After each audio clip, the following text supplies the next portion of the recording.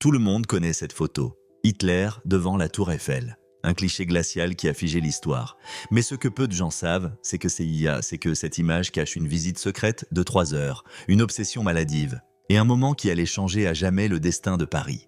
Aujourd'hui, je vous raconte la véritable histoire derrière cette photographie. Et croyez-moi, elle est bien plus troublante que vous ne l'imaginez. Pour comprendre cette photo, il faut revenir en arrière. Au printemps 1940, l'Europe est en flammes. La Wehrmacht déferle sur la France avec une violence inouïe. En à peine 6 semaines, l'impensable se produit. Paris, la ville lumière, symbole de culture et de liberté, est sur le point de tomber. Le 14 juin 1940, les troupes allemandes entrent dans Paris. La ville est déclarée ville ouverte pour éviter sa destruction. Les rues sont désertes. Un silence de mort plane sur les boulevards. 2 millions de Parisiens ont fui. Ceux qui restent assistent, impuissants, à l'arrivée des soldats en uniforme vert de gris. Mais pour Hitler, cette victoire n'est pas seulement militaire. Elle est personnelle, profondément personnelle. Depuis des années, le Führer est fasciné par Paris. Pendant la Première Guerre mondiale, il a combattu dans les tranchées, rêvant de cette ville qu'il n'avait jamais vue.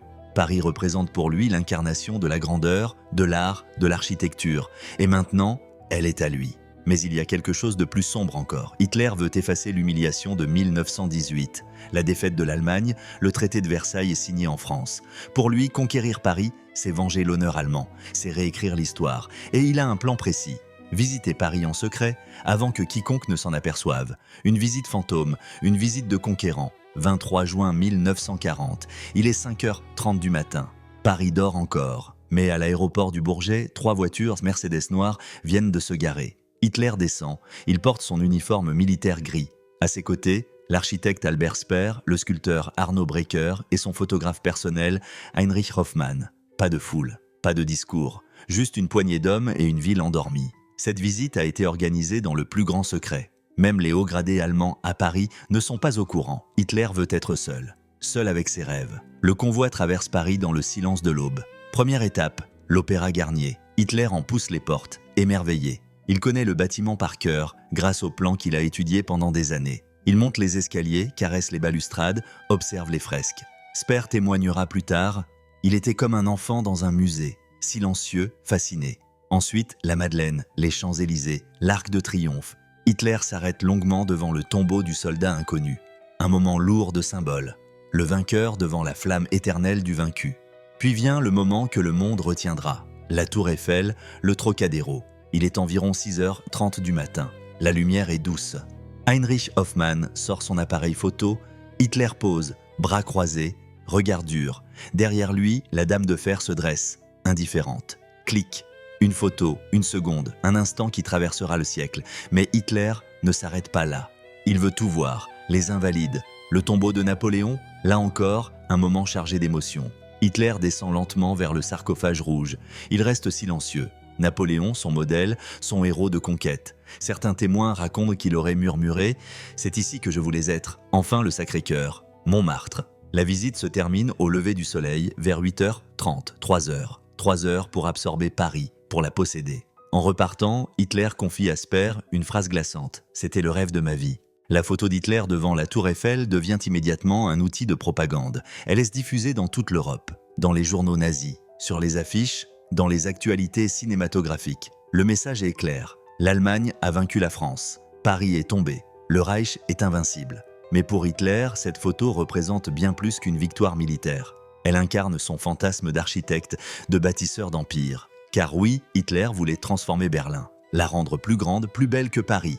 Il voulait effacer Paris de la carte culturelle mondiale. Albert Speer reçoit l'ordre de concevoir une nouvelle Berlin. Des boulevards gigantesques, un arc de triomphe 3 fois plus grand que celui de Paris, un dôme colossal qui écraserait toute comparaison. Mais en 1944, alors que Paris est libéré, Hitler donne un ordre terrifiant. Il ordonne au général Dietrich von Coltitz, gouverneur militaire de Paris, de détruire la ville. Tout détruire. Les ponts, les monuments, la tour Eiffel, les musées, réduire Paris en cendres. Paris doit être anéanti, déclare Hitler dans un accès de rage. Von Coltitz reçoit des explosifs. Des équipes sont prêtes. Mais quelque chose se passe. Le général hésite. Il regarde Paris depuis son bureau. Il pense à l'histoire, à la beauté, à l'absurdité de tout détruire. Et le 25 août 1944, lorsque le général Leclerc et les Alliés entrent dans Paris, von Coltitz se rend, sans combattre, sans détruire. Il désobéit à Hitler. Paris est sauvé. Des années plus tard, von Koltitz dira « Je ne pouvais pas être l'homme qui avait détruit Paris. Cette décision héroïque sauve la ville, mais elle montre aussi à quel point l'obsession d'Hitler pour Paris était destructrice. Il ne pouvait pas la posséder vraiment.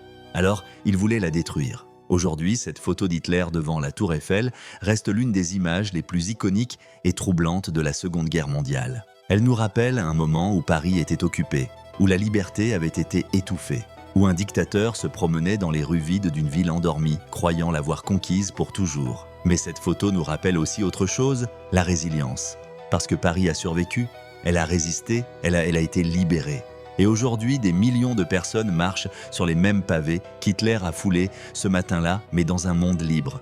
Cette image, aussi sinistre soit-elle, est devenue un symbole de mémoire collective.